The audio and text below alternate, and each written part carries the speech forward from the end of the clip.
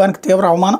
MD కార్యాలయంలో పరాభవం, కూర్చోబెట్టకుండానే మాట్లాడిన డిప్యూటీ మేనేజర్ నా స్థాయి తెలియకుండానే వచ్చారని గద్దింపు, ఏం చేయాలో తెలియక విప్ మౌనం, హక్కులకు భంగం కలిగిందని స్పీకర్కి ఫిర్యాదు అయినా చర్యలు తీసుకొని గనుల శాఖ మైహోనా అంటూ డిప్యూటీ మేనేజర్కు ఉన్నతాధికారి అభయం అంటూ రేపో మాపో సామినేని ఉదయభాను పార్టీ మారతారన్నటువంటి ప్రచారం నేపథ్యంలో, జనసేన వైపుకి వెళ్తారన్నటువంటి ప్రచారం నేపథ్యంలో ఆయన్ని వెళ్ళడం ఏమైనా ఆగిపోతున్నారా, రెచ్చగొడుతున్నారా చూడాలి.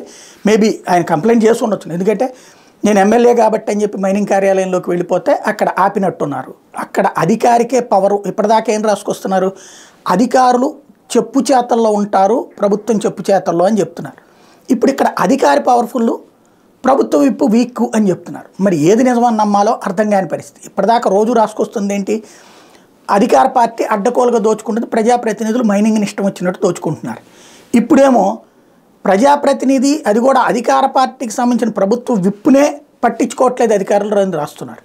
ఏది నిజమని నమ్మాలి అన్నదే ఇక్కడ మీమాంస. కాబట్టి ఏదో ఒకటి అసలు జెండా చండాలంగా ఉందబ్బా రాష్ట్రం అని జనం ఫీల్ అవ్వాలి. అది ఒక ఎజెండా బేస్డ్ జర్నలిజం నడుస్తుంది. లేకపోతే వైఎస్